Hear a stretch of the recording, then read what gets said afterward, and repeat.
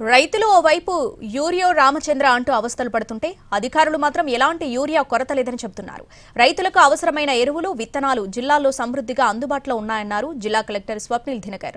2025 ఖరీఫ్ సీజన్లో ఇప్పటివరకు జిల్లాల్లో వరి, ఇతర పంటలు కలిపి సుమారు 3,73,000 ఎకరాల్లో సాగు కొనసాగుతుందని చెప్పారు. దీనికి గాను 17,000 మెట్రిక్ టన్నుల యూరియా అవసరం ఉంటుందని అంచనా వేశామన్నారు. ఇప్పటివరకు రైతు సేవా కేంద్రాలు, వ్యవసాయ సహకార సంఘాల ద్వారా 10,244 మెట్రిక్ టన్నులు, ప్రైవేట్ డీలర్ల ద్వారా 11,400 మెట్రిక్ టన్నులు, మొత్తంగా 21,000 మెట్రిక్ టన్నులు రైతులకు సరఫరా చేశామని తెలిపారు. యూరియా ఫార్మర్స్ కి ఇప్పటికీ మనం ఎక్కువ ఇచ్చాం. రెండో వైపు మన దగ్గర నానో యూరియా కూడా RSK లెవెల్లో కూడా అవైలబుల్ గా ఉంది.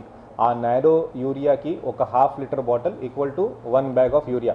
దీనికి ప్రైస్ కూడా చూస్తే 220 రూపీస్. అంటే మనకి యూరియా ఒక బస్తా ఒక 267 అంటే 67 ఉంటే మనకి నానో యూరియా ఇంకా తక్కువలో దొరుకుతుంది. సో కాబట్టి ఒకవైపు మన దగ్గర యూరియా సరిపడా ఉంది, ఇంకొక వైపు నానో యూరియా కూడా మన దగ్గర మన RSKస్లో అలాగే ప్రైవేట్ డీలర్ షాప్స్లో కూడా ఉన్నాయి. ఒకవైపు మనం యూరియా ఫార్మర్స్కి